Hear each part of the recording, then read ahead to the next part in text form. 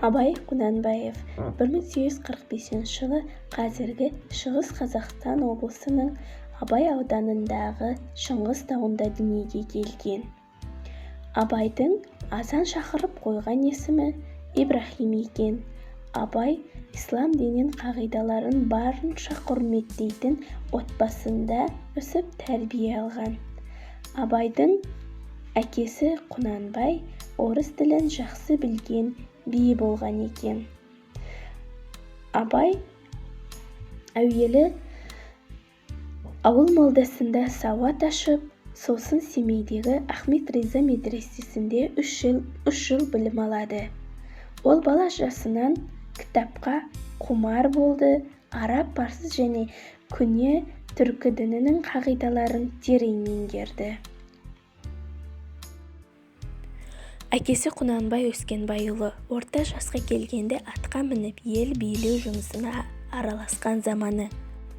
Ресей патшалығының Қазақстанның батысы мен орталық аймағын отарлап, ел билеу жүйесін өз тәртібіне көндіре бастаған кез. Құнанбай өз заманында ел басқарған адам болды. Ол ел билеу ісіне балалардың ішінде Абайды алып араластырды. Абайды оқудан ерте тартып, оқудан шығарып алуы да сол билікке ұлын қалдыру мақсатында еді.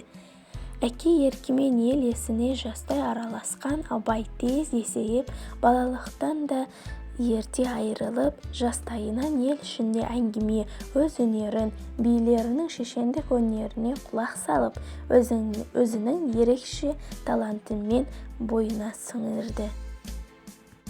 Абай өлең жазуды 10 жасында бастаған. Одан басқа ерте-текте жазылған өлеңдері Уези Раушан, екінші Физули Шәмси, Сап-сап көңілім, Шәріпке, Абралыға, Жақсылыққа, Кең жайлау өлеңдері 1870-80 жылдар аралығында жазылған. Ақындық қуатын танытқан үлкен шығармасы Қансонарда 1882 жыл жазылған.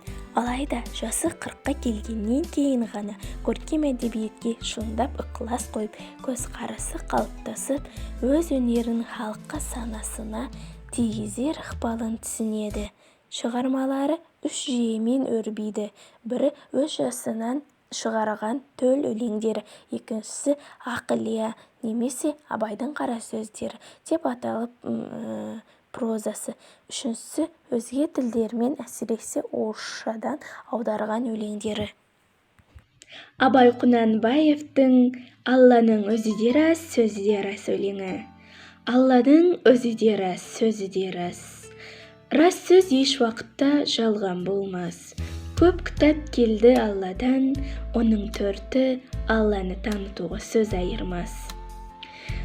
Ахманты оқымаған кісі бар ма, Яқтүбихи дегеннен ісі бар ма? Алла өзгермес, адамзат күнде өзгерер, жарлық берді ол сіздерді сөз дұғарға. Замана шаруа мінез күнде өзгерді, оларға кез-кезмен нәби келді. Қағида шариғатты өзгертсе де, тағриф Алла еш жерде өзгермеді. Күллі мақлұқ өзгерер, Алла өзгермес. Ақылы кітап бұл сөзді бекер демес. Адам нәпсі өзімшіл мінезбенен, бос сөзбенен қастаспай түзу келмес. Махаббатпен жаратқан адамзатты, сен де сүй Алланы жаннан тәтті. Адамзаттың бәрін сүй бауырым деп, және хақ жолы осы деп әділетті. Осы 3 сүю болады иманы гүл. Иманның асылы 3 деп сен тақиқ біл. Ойландағы 3-еуін таратып бақ, басты байла жолына малың түгіл. Дінде осы шын ойласаң тағатты осы. Екі дүние бұл тастек хақтың досы. Осыларды бұзатын және 3 іс бар. Пайда, мақтан, үлес қой, онан шашы. Роза, намаз, зәкет, хаж, талассыз іс. Жақсы болсаң жақсы тұт, бәрін тегіс. Бастапқы үшін бекітпей, соңғы 4-ті, қалғанымен татымды бермес жеміс.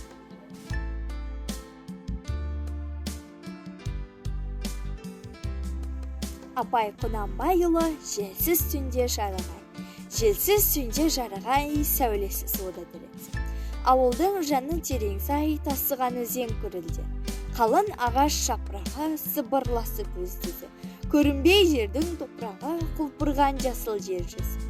Тау жаңғырып ән қосып, үрген итпен айтаққа, келмеп дедің жол тосып, жолығуға аулаққа. Таң маңдайлы дамал жып, бір суынып, бір үсіп, дем ала алмай дамалқып, елең қағып бош шошып, сөз айта алмай бөгеліп, тұрмап па еді сүйеніп, тамаққа кірген егі. Абай 1904 жылы туған жерінде қайтыс болды. Сүйегі Жидебай деген жерге қойылды.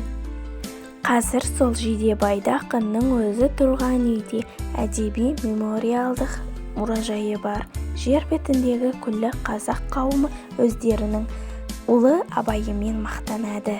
Олар күн өткен сайын Абайдың жаңа қырынан тануда.